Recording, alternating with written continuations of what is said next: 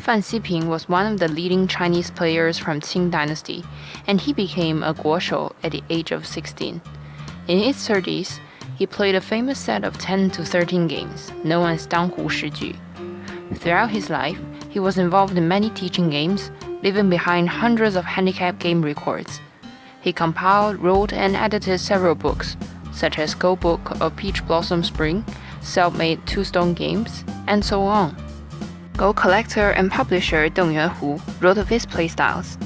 Fan was marvelous, lofty, and far-reaching, like a supernatural dragon, changing so that no one could tell his head or his tail.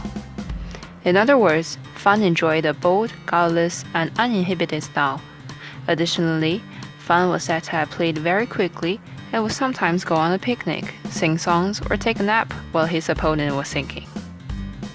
In the Qing dynasty, the game of Go was very popular, and there were many good players in Shanghai.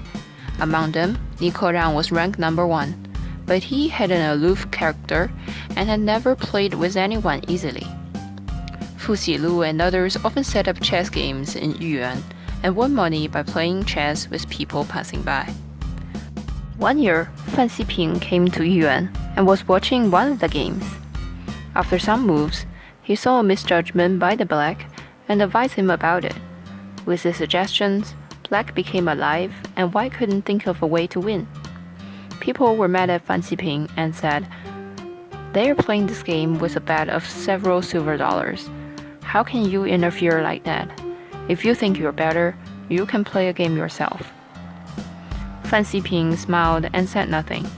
He pulled out a block of silver and threw it on the table.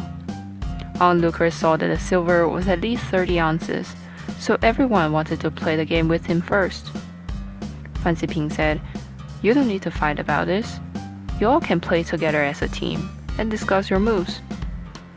To win this huge block of silver, his opponents were thinking very hard and discussing every move in the best way they could, while Fan Xiping drank tea and played without hesitation. After some time, the crowd turned quiet, as none of his opponents saw any chance of winning him anymore. Someone told this to Fu Xilu.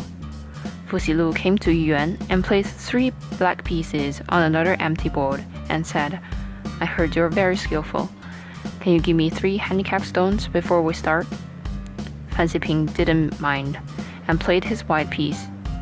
After one round, Fu Xilu lost, but he was not convinced. He then asked Fan Xiping to give him 4 and then 5 handicap stones, and he lost all the following games. Then people invited Ni Kerang.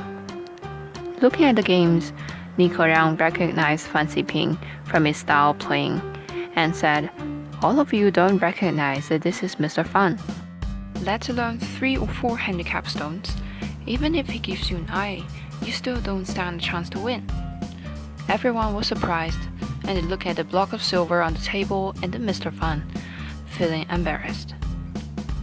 That night, a wealthy household invited Fan Xiping to play against Ni Kerang. Ni Kerang can only be a qualified opponent after Fan Xiping granted him 4 handicap stones. From that, people know how skillful Fan Xiping is.